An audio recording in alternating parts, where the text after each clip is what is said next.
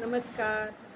मैं आज फिर आपके सामने आ गई हूँ। मैं निहारिका, आपके अपने और हमारे सबके एक एस्ट्रो चैनल अक्षय ज्योतिष मंथन में आपका स्वागत है।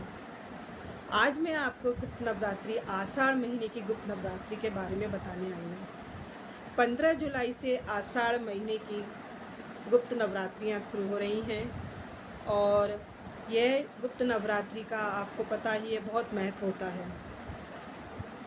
आषाढ़ महीने की शुक्ल पक्ष की प्रतिपदा से 15 जुलाई बुधवार से गुप्त नवरात्रि शुरू हो रही हैं और 22 जुलाई भरणी नवमी तक इनका समापन हो जाएगा।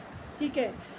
अब क्या है कि जो बुधवार को 15 जुलाई को आषाढ़ की गुप्त नवरात्रि है, इनका बहुत ही अलग महत्व है।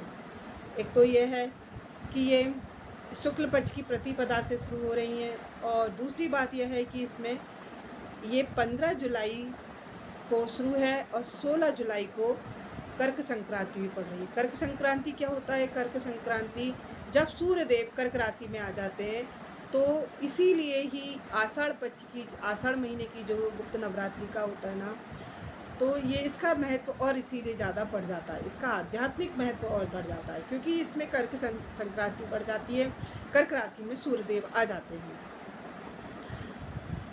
तो 15 जुलाई को आषाढ़ पक्ष की गुप्त नवरात्रि शुरू हो रही है और 16 जुलाई को सूर्यदेव की कर्क राशि पर आ जाएंगे, तो कर्क संक्रांति है।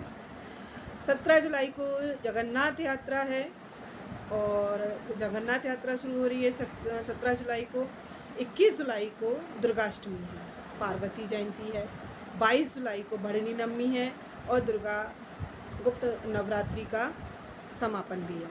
आपको आपको कलश स्थापना करनी है तो आप 15 जुलाई को कर सकते हैं। बुधवार को शुरू हो रही हैं और बुधवार को ही इनका समापन है।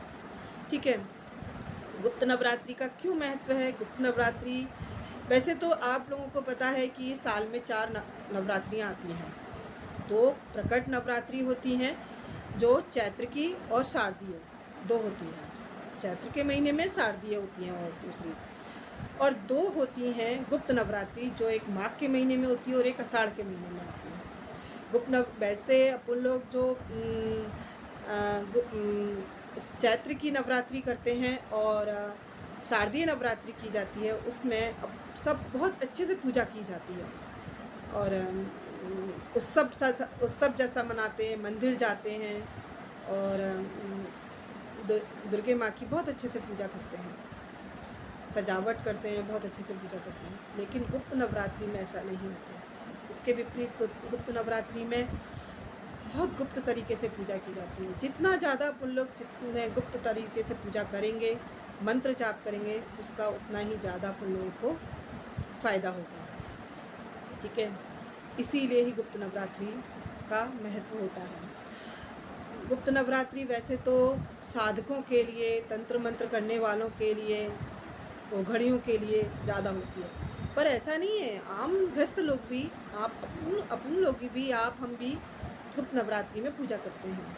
कोई भी मनोकामना अगर आपको मांगनी है तो ऐसा कीजिए कि गुप्त नवरात्रि में आपको कोई भी मंत्र जाप नहीं आता है, कुछ भी नहीं आता है, तो आप एक मंत्र कर लीजिए, ओम ऐं ह्रीं क्लीं चामुंडाय विच्चे वो सट। ओम ऐं ह्रीं क्लीं चामुंडाय विच्चे वो सट। ये दुर्गा सप्तशती में आपको मिल जाएगा। सिद्धि कुंज का सोतम का पाठ कीजिए और जो मैं मंत्र आपको बता रही हूँ, ये मंत्र 108 बार बोलिए।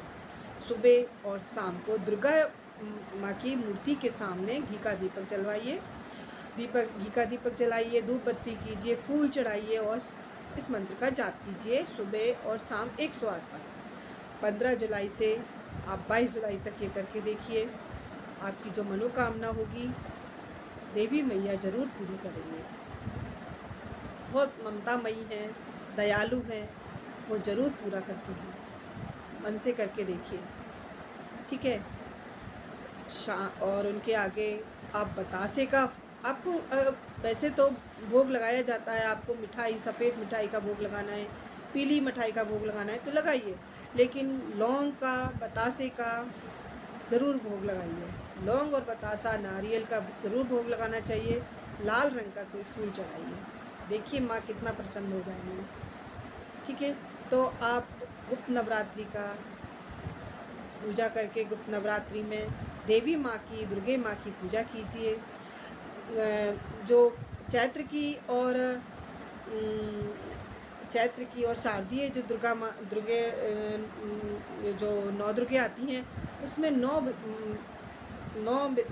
दुर्गे माँ का 9 रूपों का पूजा की जाती है। लेकिन गुप्त नवरात्रि में 10 महाविद्याओं की पूजा की जाती है।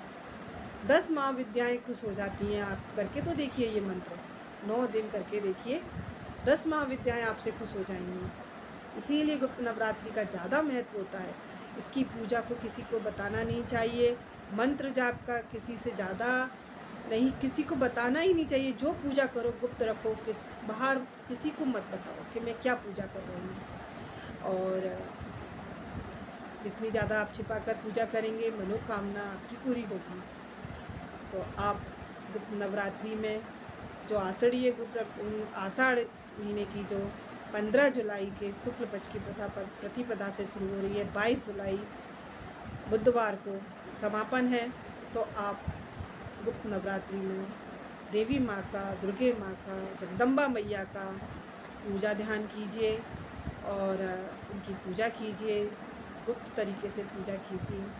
देखिए कितना आपके जीवन में फ़र्क पड़ेगा, कितना देवी माँ आपसे खुश हो जाएंगी। बस इसके आगे मैं क्या बोलूँ, आपको इसका महत्व वैसे ही पता चल जाएगा। धन्यवाद।